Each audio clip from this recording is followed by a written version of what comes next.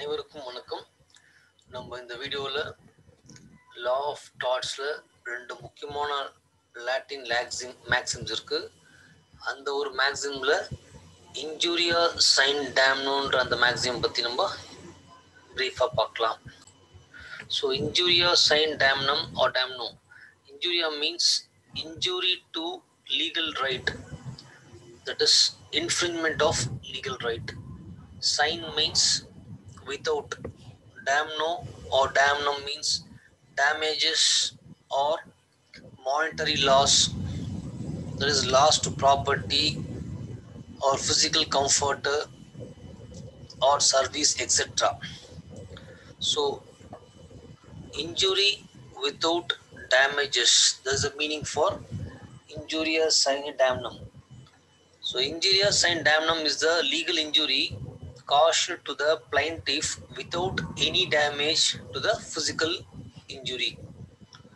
It's an infringement of a legal right where even if no loss has been suffered by the plaintiff, still creates an actionable cause of action.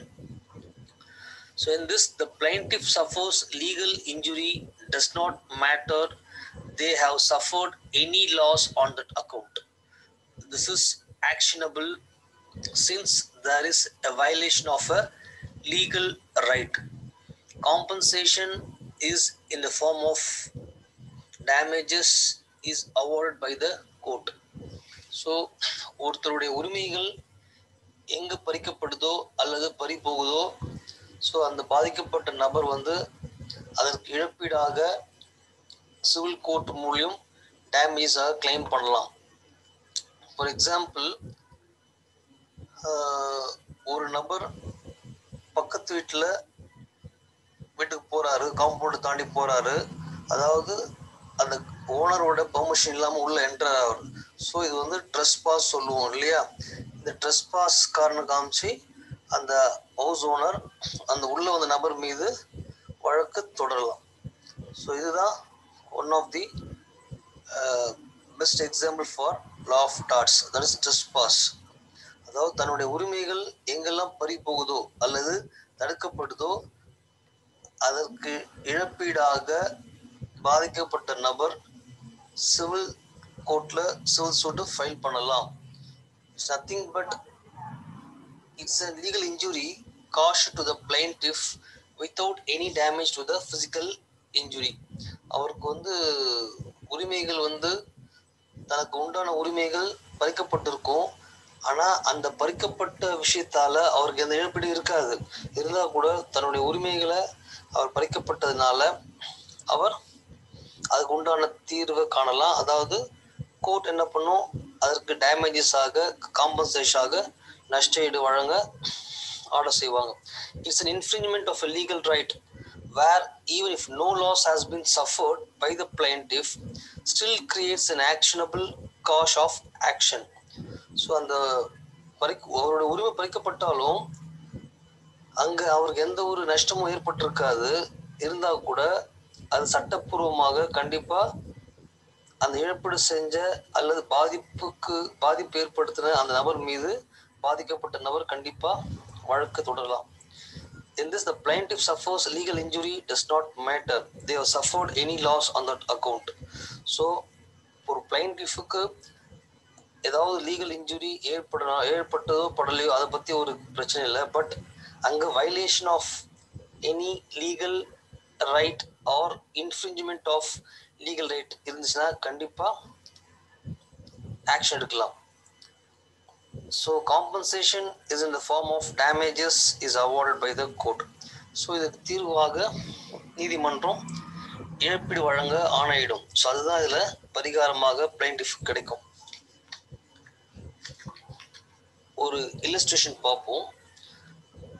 ஒரு example, A enters a private compound without permission of the owner just for asking water. Here the moment A step in, A commit trespass, an action can lie against A even no actual damage is caused. So இந்த கேஸில் என்ன நடக்குதுன்னா, ஏ என்ற நபர் இன்னொரு வீட்டுக்குள்ள நுழையிறாரு, தண்ணி வாங்கி கொடுக்காததாக போறாரு.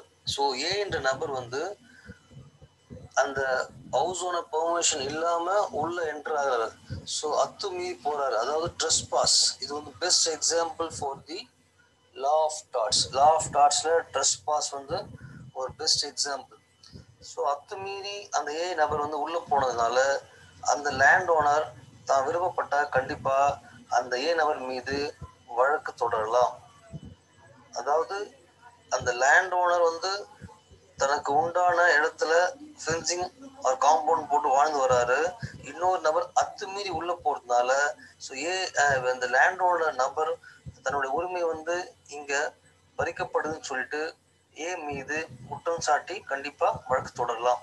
வழக்கு தொடர்ந்தா கண்டிப்பா அவருக்கு நீதிமன்றம் இழப்பீடாக சில டேமேஜஸ் வந்து கன்சிடர் பண்ணுவாங்க. நம்ம வந்து இப்போ ஒரு 4 லீடிங் கேஸ் லாஸ் பார்ப்போம். அதாவது Ashby versus White, Bhim Singh versus state of Jammu and Kashmir, Ashrafilal versus municipal corporation of Agra and Marzetti versus Williams.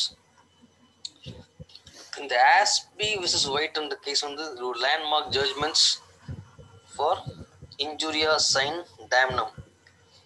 First நம்ம அந்த ஃபேக்ட் ஆஃப் த கேஸ் ஃபுல்லா பார்த்துருவோம், பிறகு எக்ஸ்பிளனேஷன் பார்க்கலாம்.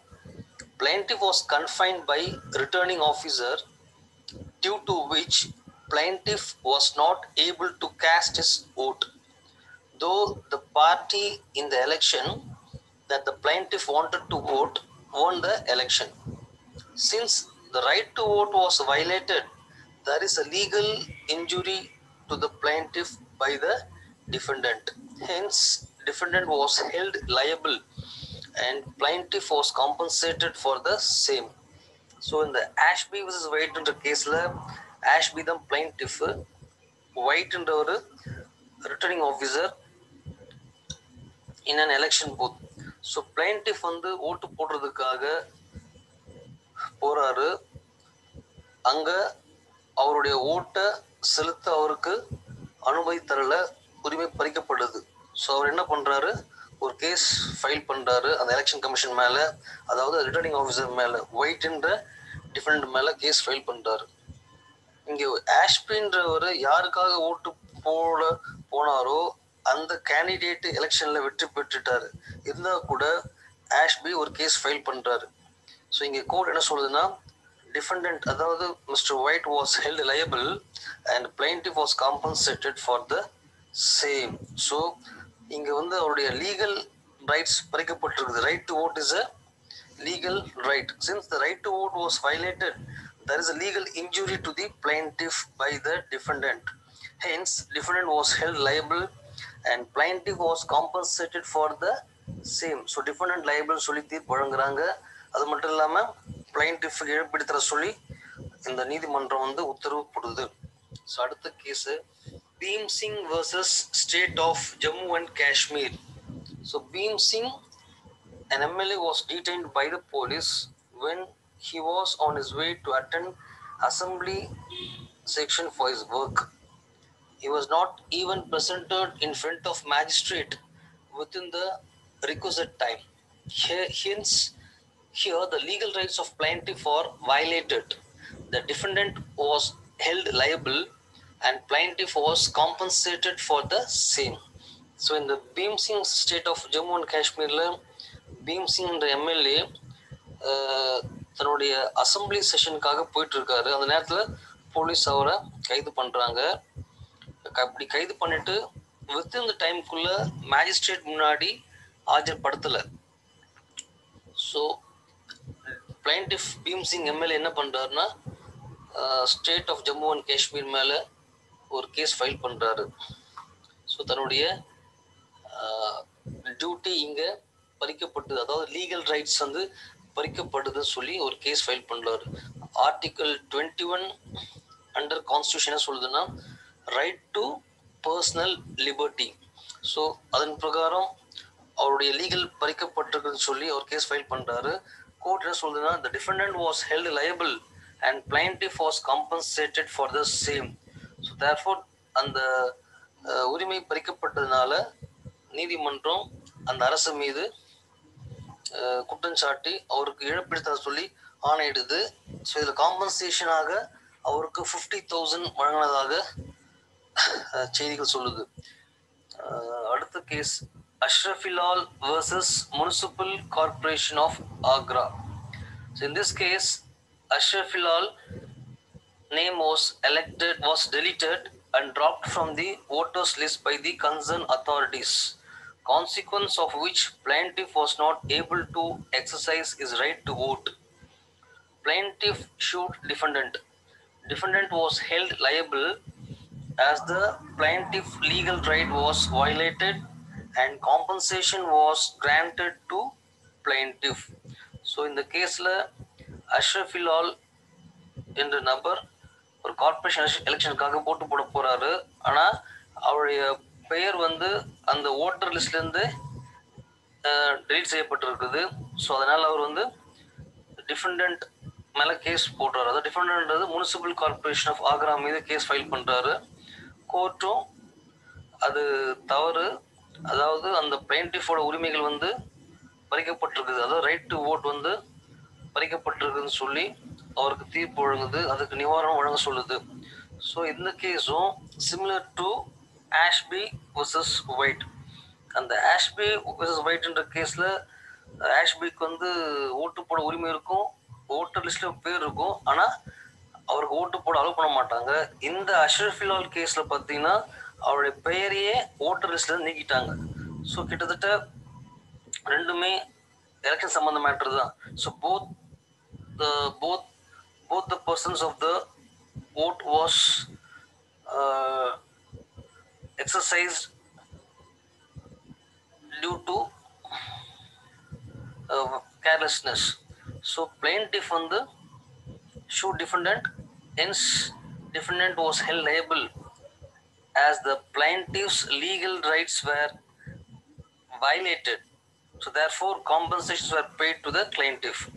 And finally Marzetti versus Williams. இங்க Marzettiன்றது plaintiff, Williams the banker, the defendant. Marzetti was holding an account in the bank of defendant, though there was sufficient amount money in the plaintiff account. But when plaintiff tried to withdraw some money via self check, he was denied without any sufficient reasoning. Plaintiff sued defendant. Defendant was held liable and plaintiff was compensated for the same. So in the Marzetti versus Williams என்ற கேஸில் அங்கே plaintiff Marzetti பேங்க்கு போகிறாரு. அந்த பேங்க்கில் அவருக்கு sufficient funds இருக்குது. So தன் self check issue பண்ணி பேங்க்கில் கொடுக்குறாரு, அதை ஹானர் பண்ண சொல்கிறாரு. ஆனால் பேங்கர்ஸ், அதாவது வில்லியம்ஸ்ன்ற நம்பர் டிஃபெண்டன்ட் வந்து அதை டிஸ்ஆனர் பண்ணுறாரு. ஸோ தன்னுடைய பணம் தானே எடுக்க முடியல அப்படின்ற வருத்தத்தில் அவர் வந்து கேஸ் பேங்க் அகேன்ஸ்ட் ஃபைல் பண்ணுறாரு. கோர்ட்டும் defendant was held liable and plaintiff was compensated for same சொல்லி தீர்ப்பு வழங்குறாங்க. ஸோ இங்கே அவருக்கு தன்னுடைய பணம் எடுக்க அவருக்கு லீகல் ரைட்ஸ் இருக்குது. ஸோ இங்கேயும் வந்து வயலேஷன் ஆஃப் லீகல் ரைட்டு தான். ஸோ அதனால தான் இந்த கோர்ட் வந்து defend was held liable and plaintiff was compensated சொல்லி தீர்ப்பு வழங்குறாங்க. ஸோ இன்ஜூரியா சைன் டேம்னா இது, that is nothing but injury without damages, இதுதான் வந்து மீனிங். ஸோ இதை வந்து ப்ரீஃபாக கேட்டால் நீங்கள் இந்த 4 லீடிங் கேஸ் லாஸும் நீங்கள் எழுதுங்க. ஸோ உங்களுக்கு மேக்ஸிமம் மார்க்ஸ் கிடைக்கும். இன்கேஸ் ஷார்ட் ஆன்சர்ஸ் கேட்டால் அட்லீஸ்ட் 2 கேஸ்லாம் எழுதுங்க. ஸோ ஒரு டெஃபினேஷன் கொடுங்க, மீனிங் கொடுங்க, எசென்ஷியல்ஸ் எலிமெண்ட்ஸ் எழுதுங்க, முடிஞ்சால் இல்லஸ்ட்ரேஷன் எழுதுங்க. அதாவது இல்லஸ்ட்ரேஷனில் ஏதாவது ஏ வர்சஸ் பி அல்லது எக்ஸ் ஒய் இசன்னு சொல்லிட்டு அந்த ஃபேக்ட் ஆஃப் த கேஸ் எழுதுங்க. ஃபார் எக்ஸாம்பிள் உங்களுக்கு வந்து பார்த்தீங்கன்னா சில லீடிங் கேஸில் ஒரு நேம் மறந்தால் கூட அந்த நேம் போடணும் அவசியம் இல்லை. or else you can write X versus Y. For example, Ashby versus White கேஸ்ல நீங்க மறந்துட்டீங்க, அந்த நேம் ஞாபகம் இல்லைன்னா at least right X versus Y or A versus B போட்டு அந்த ஃபேக்ட் ஆஃப் த கேஸ் எழுதினா கண்டிப்பாக உங்களுக்கு மார்க்ஸ் கிடைக்கும். மேக்ஸிமம் நீங்கள் நம்பர் ஆஃப் கேஸ் லாஸை அடிஷ்னலாக ஆட் பண்ணிங்கன்னா கண்டிப்பாக உங்களுக்கு மேக்ஸிமம் மார்க்ஸ் கிடைக்கும். ஸோ நம்ம அடுத்த வீடியோவில் டேம்னம் சைன் இன்ஜுரியா அந்த அடுத்த மேக்ஸிமம் பற்றி பார்ப்போம். இந்த வீடியோ உங்களுக்கு பிடிச்சிருந்தா உங்கள் ஃப்ரெண்ட்ஸுக்கு ஷேர் பண்ணுங்கள், கமெண்ட்ஸ் சென்ட் பண்ணுங்கள், சப்ஸ்கிரைப் பண்ண மறந்துடாதீங்க. ஸோ தட் நான் போடுற ஒவ்வொரு இந்த lectures regarding law of subjects உங்களை சேரும். நன்றி, வணக்கம்.